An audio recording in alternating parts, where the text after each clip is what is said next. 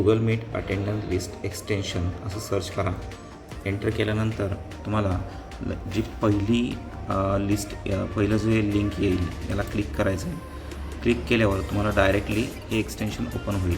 हे एक्सटेन्शन एवढं सुंदर आहे की याच्यामधून तुम्ही ॲड टू क्रोम जर केलं त्याच्यामधून तुम्ही इझिली अटेंडन्स घेऊ शकता.